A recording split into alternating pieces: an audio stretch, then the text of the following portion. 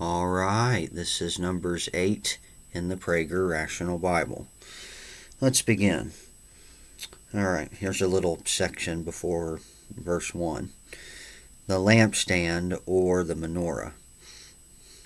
According to Milgram, Jacob Milgram, who Prager's cited before, quote, like the sacrificial altar, the menorah was tended by priests twice daily. Exodus 29:38 through 42 and Exodus 30:7 through 8. And on both sacred objects, a fire had to be kept continually burning. Leviticus 6:2 and Leviticus 24:2 through 4. In the passages dealing with the construction of the religious objects in the tabernacle, the menorah, lampstand, is mentioned most often. End of quote. The Lord spoke to Moses, saying, Speak to Aaron and say to him. Moses and Aaron, another Torah example of tension between brothers. Now note that God did not speak directly to Aaron. God told Moses what to say to Aaron. If the instructions were intended for Aaron, why didn't God simply go directly to Aaron? Not being able to read God's mind, we can only conjecture, just take a guess as to maybe why. Most likely God was reasserting the primary role of Moses. God did choose Moses to be the leader of the Israelite people. To lead them out of Egypt, the Exodus, into, would have been the promised land, but later on we're going to see that ultimately they don't go into the promised land. That'll be the next generation under Joshua. All right. But on a human level, it's difficult to believe that this did not disturb Aaron. And he was, let us remember, Moses' older brother. And indeed, it did disturb Aaron that Moses was the leader. God chose Moses to be the leader. In chapter 12, Miriam, Moses' sister, and Aaron are going to speak against him, and it ain't going to be good. And it is rare that an older brother had no ambivalence about a more successful younger brother. And and probably Aaron could have been a little bit upset that maybe that he wasn't chosen really to be the leader of the people. He was chosen to be the high priest. That's something. And then all of his sons would become priests. And even earthly relationship in the Torah is fraught. Even brotherly relationship, earthly, in the Torah is fraught with tension. That of Moses and Aaron was no exception. All right, so the Lord spoke to Moses to tell Aaron, when you mount the lamps, let the 7 lamps give light at the front of the lampstand. All right, here's a little essay. The biblical significance of the number 7. So the last verse of chapter 7 referred to the tent of meeting where Moses communicated with God. And then ultimately the Lord would speak to Moses. And so here in chapter 8, it's a continuation of 7. So therefore you have the connection between the last verse in number 7, verse 89, with the first 4 verses of the chapter about the lampstand here. And the lampstand or the menorah was to be placed inside the tent of meeting. And this lampstand was mentioned in Numbers 3:31 and 4:9. It's the familiar 7-branched lampstand and the symbol of the modern state of Israel. Why 7 lamps? What's so significant about 7? Well, the number 7 is ubiquitous in the Torah. To cite only a few of the many examples. Here's some examples. The Torah festivals are based on 7. Passover is 7 days. Shavuot, or Pentecost, is 7 weeks after the first day of the Passover. And Sukkot, or Tabernacles, is 7 days also. Indentured servants, or slaves, are released after 7 years of work. God told Noah to bring seven pairs of clean animals onto the ark. Jacob worked 7 years for Rachel and 7 years for Leah. Both the good years and the bad years in Pharaoh's dream, as deciphered by Joseph in Genesis, lasted 7 years. The sabbatical year is only observed every 7 years. The first verse in the Torah, Genesis 1:1, contains 70 words and 28 letters, 4 times 7. The Torah's second verse, which describes the primal chaos of the word, contains 14 words, 2 times 7. The week established in creation story is 7 days. The week today is 7 days. Indeed, the Torah created the week. It is not a natural phenomenon.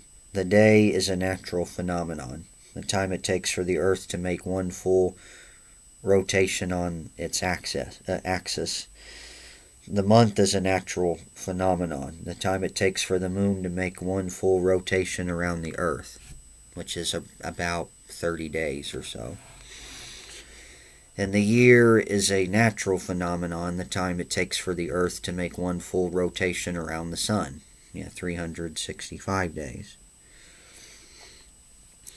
In his book on the history of the week, this may be hard to say, Aviatar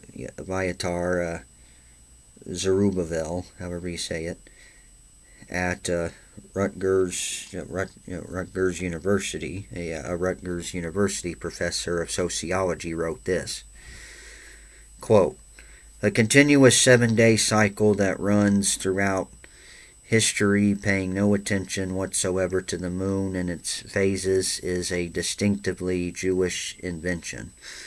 And moreover, the disassociation of the 7-day week from nature has been one of the most significant contributions of Judaism to civilization. The Sabbath, the culmination of creation, is day 7 of the creation. 7 is the most important number in the Torah. Scholars and mystics have offered various reasons for the unique importance of the number 7. And for example, the esteemed Jewish scholar Nachmanides, however you say that, lived from 1194 to 1270 in Spain. He pointed out that there are 7 notes in a musical scale and 7 colors in the rainbow. Even though some could say there's 6 colors, but there's actually 7. And by the way, the LGB pride flag only has 6 colors on it. But a real rainbow, has 7. Red, orange, yellow, green, blue, indigo, and violet.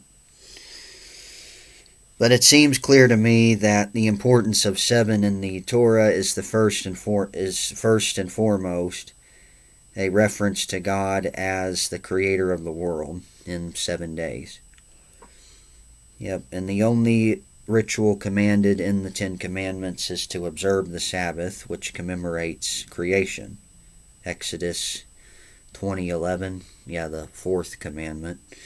For in 6 days the Lord made heaven and earth and sea and all that is in them, and then he rested on the 7th day, and therefore the Lord blessed the Sabbath day and hallowed it. And also, of course, Jesus ultimately is the Lord of the Sabbath. He is ultimately our Sabbath rest, and we rest ultimately in him. Complete rest, which of course 7 is the number of completion and perfection, so there you go. And then, of course, it was 7 weeks, almost 7 weeks after, Jesus was crucified, that the Spirit would come on the day of Pentecost in Acts 2. So, very interesting. There's actually a few, looks like some footnotes that were some of those little numbers at the top, maybe referencing some notes, which are all the way in the back, so I might see what some of those have to say here, just to maybe add a little bit more to the picture. Well, it looks like it just gives some sources. It looks like it gives the sources of where Prager got that info from. Well, here's a source if you want to hear a longer list of the number 7 in the Torah. You can go to this article on thetorah.com. Article 7, the biblical number. www.https, and then of course the www, thetorah.com, and then /article, and then /7 biblical number. Alright. Yep. And here's another note. The creation narrative alone is filled with 7s. Among them are God, Elohim, which is mentioned 35 times, 7 times 5. And good 7s. Yeah, it was very good. It was good. Alright, and then it looks like it's just some more sources as well. Okay. Alright, so now you get to the menorah differed from a Hanukkah menorah. Alright, verse 3. Aaron did so when he mounted the lamps at the front of the lampstand as the Lord had commanded Moses. As the Lord had commanded Moses is added to let us know Moses and Aaron did precisely what God instructed. And Moses conveyed to Aaron exactly what God commanded, and Aaron did exactly what Moses related to him.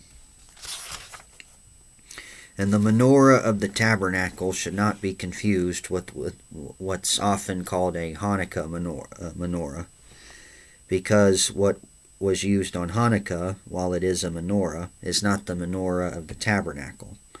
The Hanukkah menorah, known as this may be hard to say, known as a Chanukaya, however you say that, it contains 9 lights, one for each of the 8 days of Hanukkah, and a 9th which lights the other 8. Yeah, because of course with Hanukkah you keep it lit, I think for 8 days.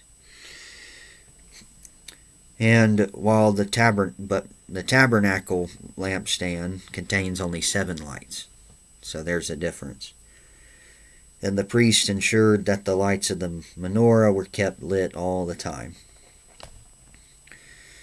Verse 4. Now this is how the lampstand was made. It was hammered work of gold, hammered from the base to the pedal. Alright, so this is the religious importance of aesthetic beauty. The lampstand was made of gold, the most esteemed precious metal, both in the time of the Torah and today. When many people are hungry, there are those who are critical of the use of expensive minerals for religious purposes. And this issue was discussed in the essay in his Exodus commentary, the Exodus Rational Bible if you got it. The essay, Beauty Can Bring People Closer to God, and the commentary to Exodus 25:3. And I will therefore briefly mention 3 responses here. First, it's undeniable that beauty does have an impact on people. When beauty is used in the service of the holy, it can be quite uplifting. And therefore, beautiful places of worship containing beautiful religious objects can help elevate people to the divine. And you don't have to be a Catholic to feel elevated in the Vatican. Yeah, but of course, Catholicism is not real biblical Christianity. So, Yeah, because it ultimately adds works to the gospel and other issues as well. But yeah, if you did visit the Vatican, you probably would feel a sense of being close to the divine. You might feel it, but really that's not the case. And second, most poor religious people, such as many Latin Americans at this time, they do not want their local cathedral sold or melted down. For many Latin Americans, their cathedral, the island of beauty, in the midst of their poverty, is a great source of pride and uplift. Third, given how much money is spent constructing enormous buildings that have no religious or other uplifting purpose, not spending money in the construction of any beautiful places of religious worship conveys the message that people deem religion as less important than secular concerns. That is the argument for wearing one's best clothing to the synagogue or church. If one dresses up for all sorts of other events but not for synagogue or church, that says something about how much one values, or at least honors, one's house of worship. Yeah, they may not really honor it, or maybe they do. Yeah, they may treat it with respect and dignity, or maybe just treat it like a joke, or it just doesn't matter. Alright. And presumably those who say, God doesn't care what I wear to synagogue or church, would say, God doesn't care what the tabernacle lampstand is made of, but as this verse makes clear, he does. Yeah, I mean, if you are coming to worship God, I mean, don't you think you should dress properly for the occasion? You know, wear some nice clothes. You know, maybe you don't have to wear a tuxedo, but maybe just a little buttoned-up polo shirt, or some dress shorts, or some nice jeans, or some dress shoes, or, you know, stuff like that. Or a tie, something like that.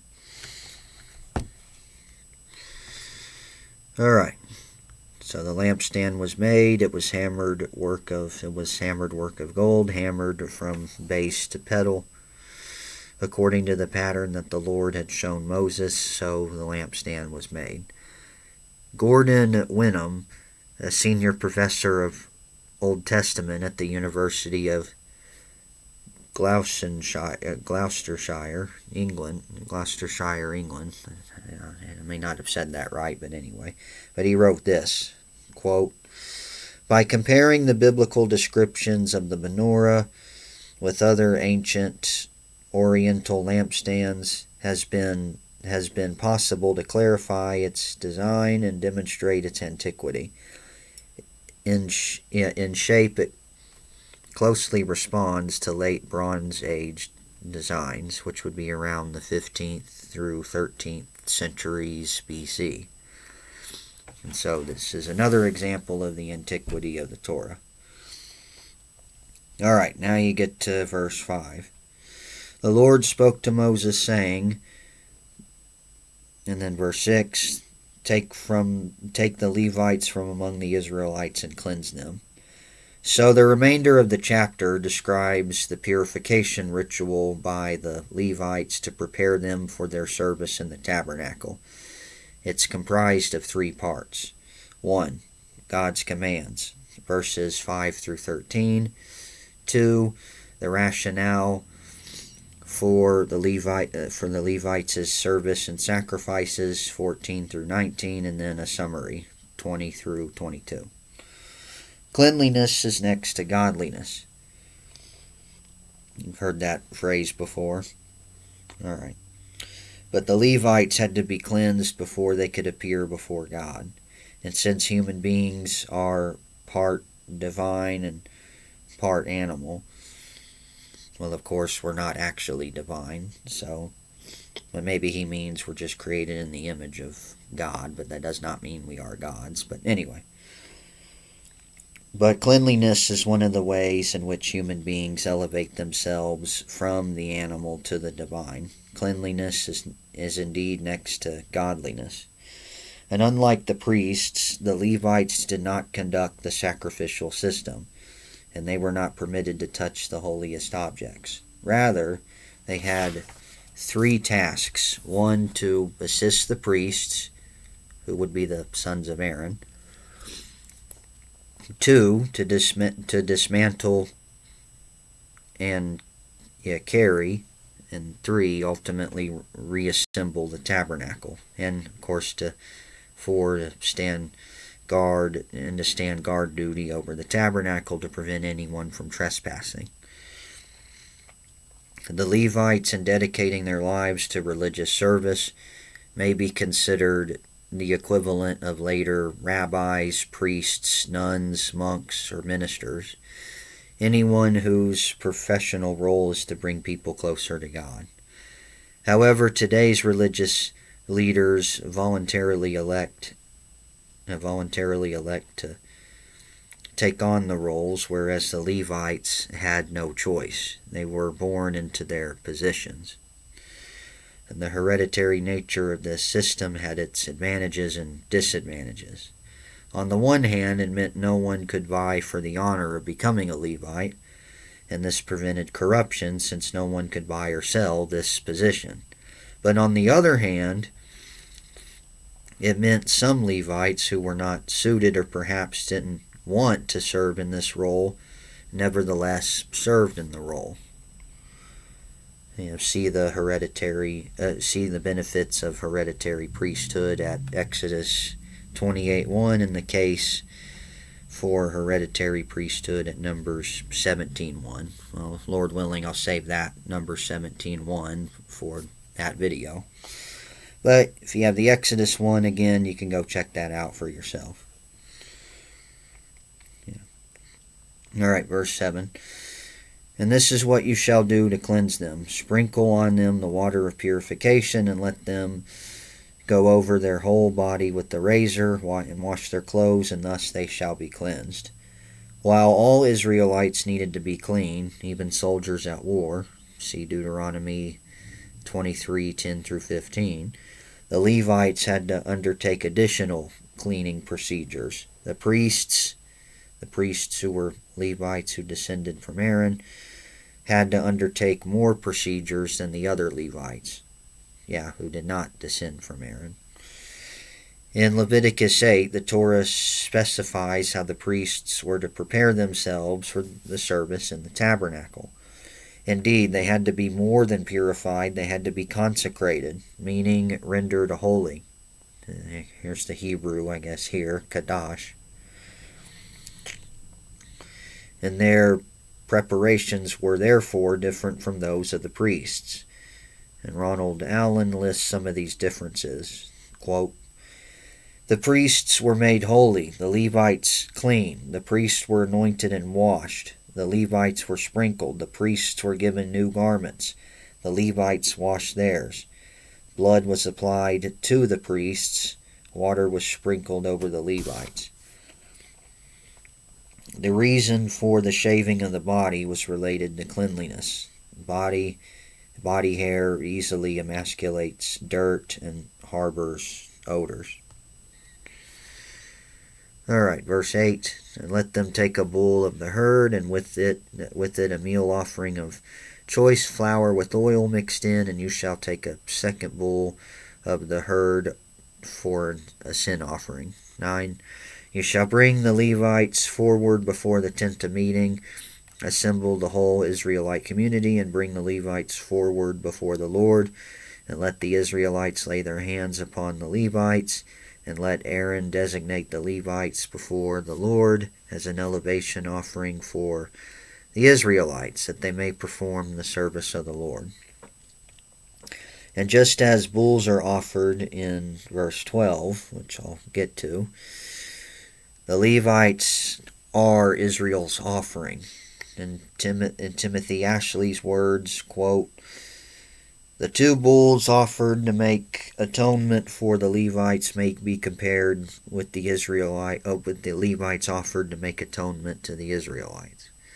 And such an atonement was necessary as the Israelites incurred God's wrath quite often. Some examples, Numbers 16:21 and 16:35 and 25:9. And the Levites, in effect, sacrificed their lives, meaning they devoted their lives and not died for the sake of the Israelites.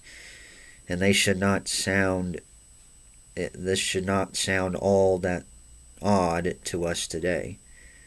And many people sacrifice their lives, sometimes including actually dying for the sake of others. Police, parents, members of the armed services, and many religious individuals and others. Verse 12. The Levites shall now lay their hands upon the head of the bulls, and one shall be offered to the Lord as a sin offering, and the other as a burnt offering, to make expiation for the Levites. So in verse 10, the Israelites, through their representatives, I guess the leaders of the different tribes, they laid their hands upon the Levites, and here the Levites laid their hands upon the heads of bulls, further proof that the Levites played a sacrificial role. According to Allen, the Levites substituted for the people, the bulls substituted for the Levites.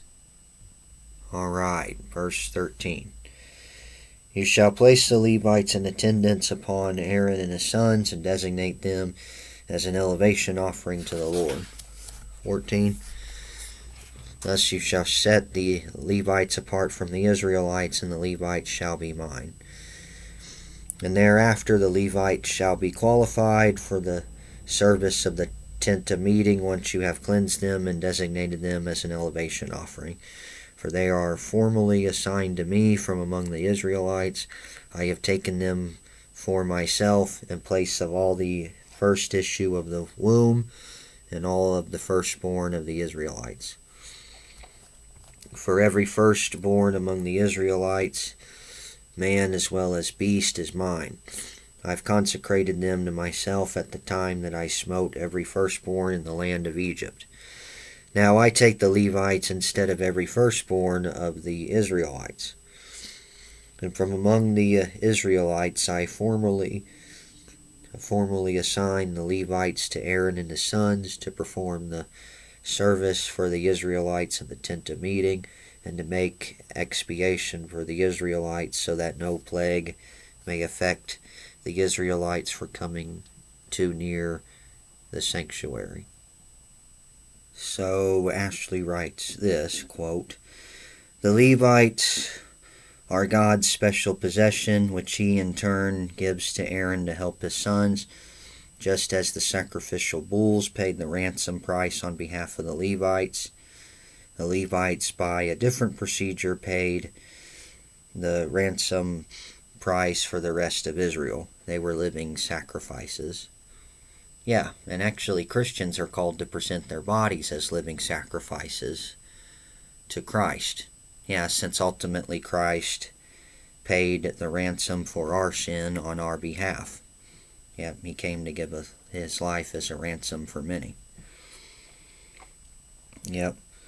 And so now we're saved, and so we are now dedicated to the Lord to serve him.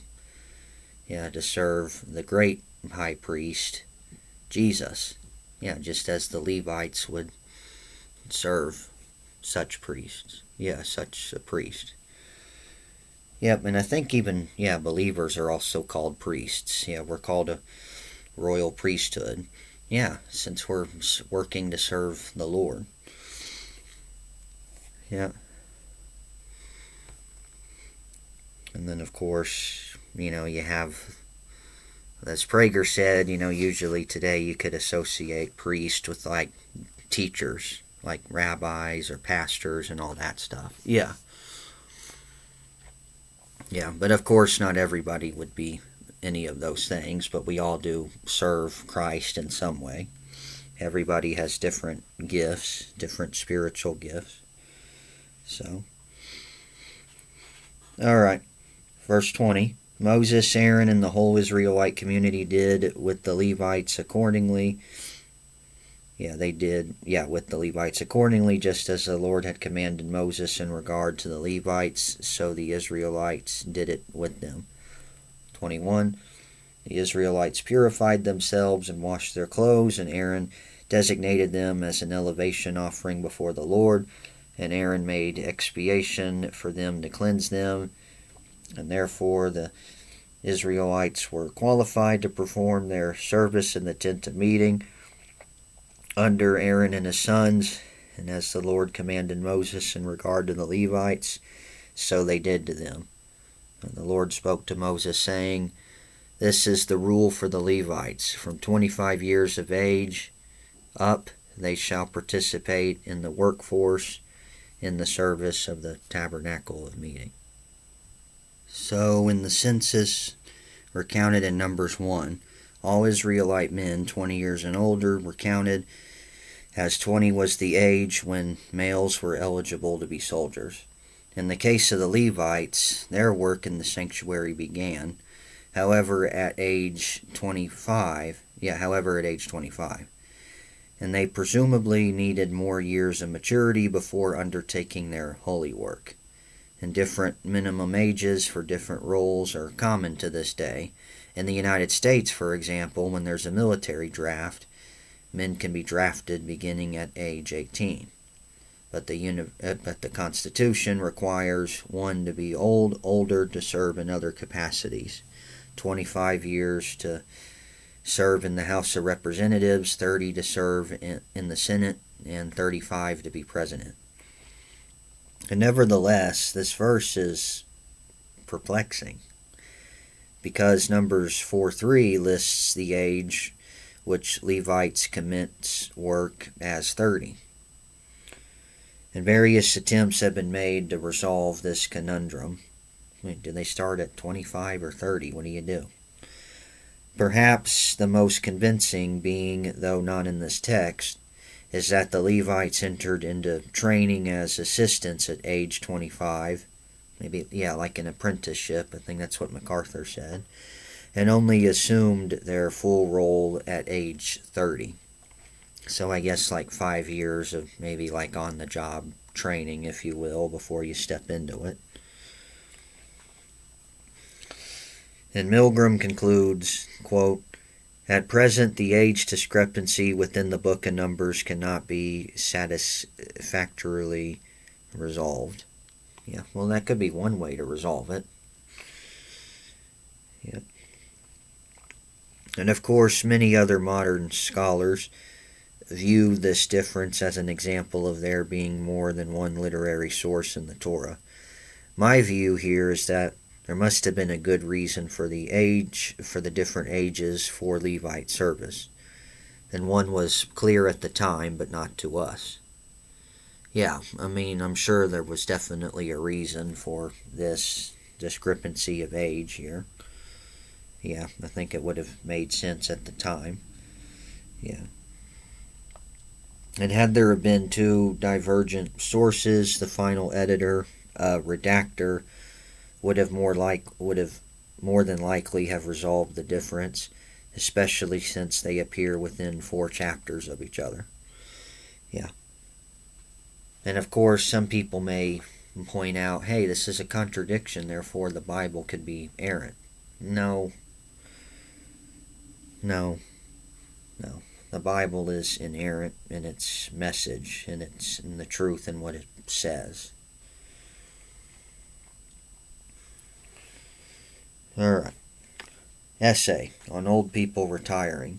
Verse 25. But at the age of 50 they shall retire from the workforce and shall serve no more. 26.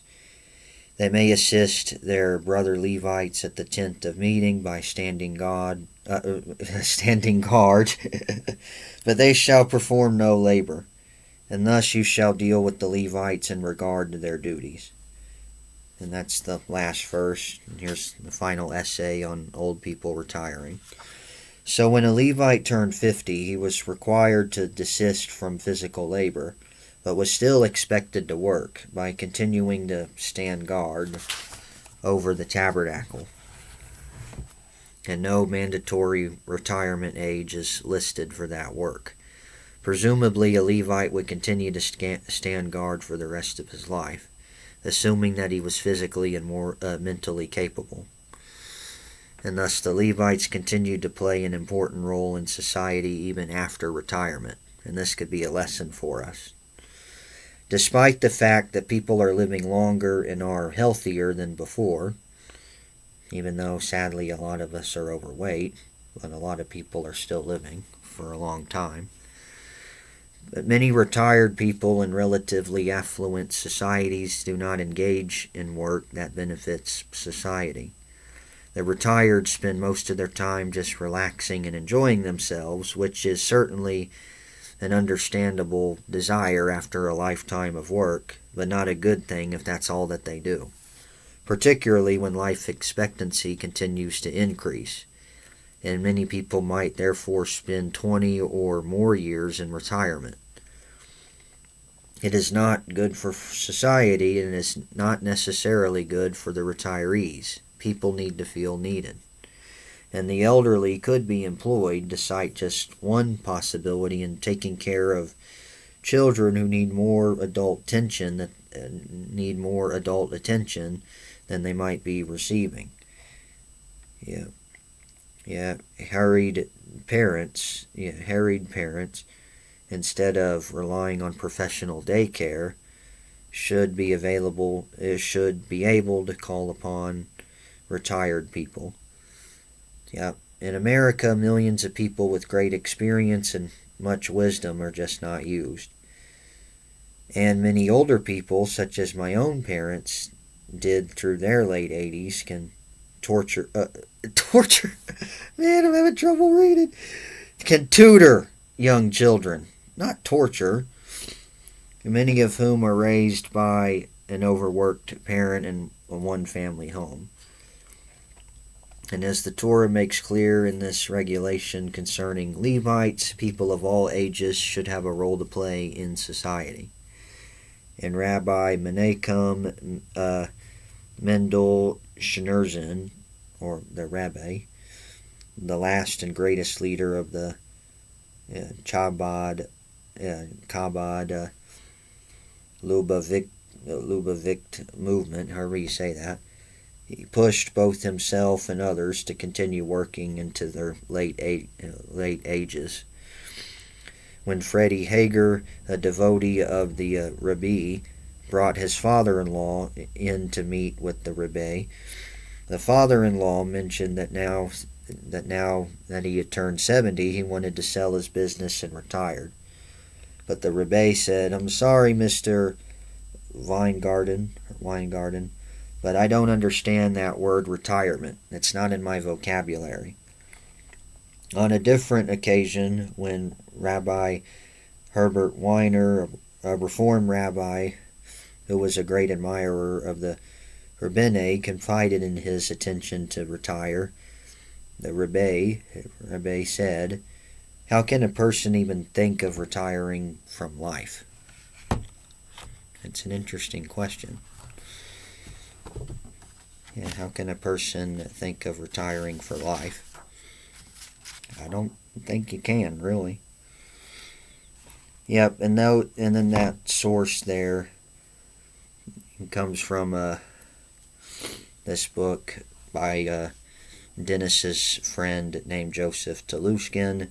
This book, Rebbe, The Life and Teachings of Menachem M.